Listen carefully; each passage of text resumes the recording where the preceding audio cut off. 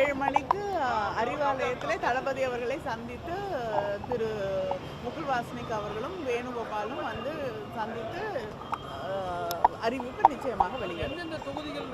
இந்த அதெல்லாம் வந்து தளபதி தான் அறிவிப்பார். மற்ற கட்சிகள் சிபிஎம், சிபிஐ, விடுதலை சிறுத்தைகள், அதிமுகவுடைய நிலைப்பாடு அதெல்லாம் எப்போ மேடம் பார்க்குறீங்க?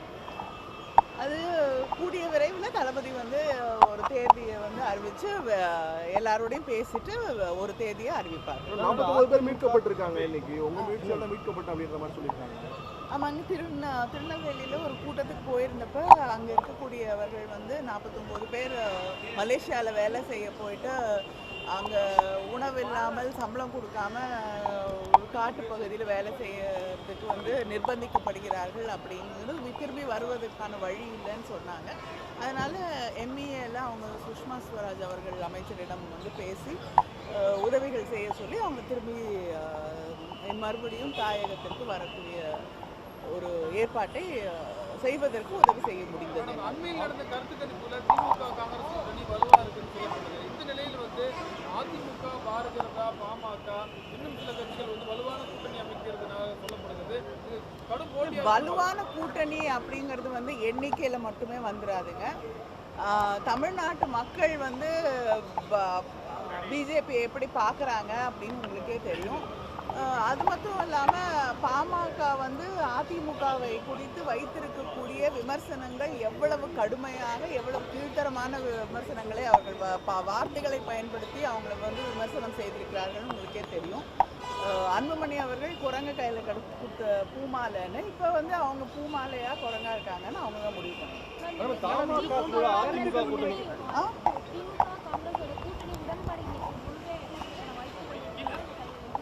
சாயந்தரம் அறிவிப்பு வரும் இல்லைங்க. அது இங்க இருக்கக்கூடிய தலைவர்கள் வந்து கலந்து பேசி முடிவெடுப்பாங்க. காங்கிரஸ் வந்து பிஜேபியோட கூட்டணி இல்ல எனக்கு தெரியலங்க அவங்க என்ன பண்ணிட்டு இருக்காங்கன்னு எனக்கு தெரியல. இந்த 49 தமிழர்கள் வந்தபோது ஜெயக்குமார் வந்து நாங்க தான் வீட்டுக்கு கொண்டு வந்தோம் அப்படின்னு சொல்லி அவங்க கிட்ட சொன்னதாக நமக்கு செய்திகளுக்கு சொல்லியிருக்காங்க.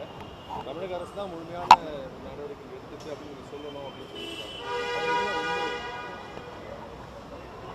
49 பேர் இந்தியாவை சேர்ந்தவர்கள், தமிழ்நாட்டை சேர்ந்தவங்க அங்கே வந்து கஷ்டப்பட்டு இருந்தாங்க. அவங்க திரும்பி வந்தால் போதும்.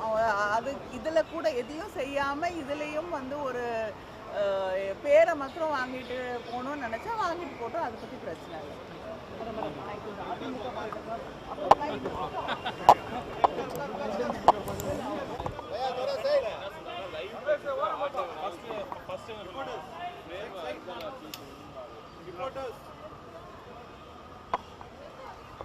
பாயிண்ட் சொல்லு டிக்கெட் பாயிண்ட் சொல்லு. தமிழகத்தின் பாஜக, பாமக, அதிமுக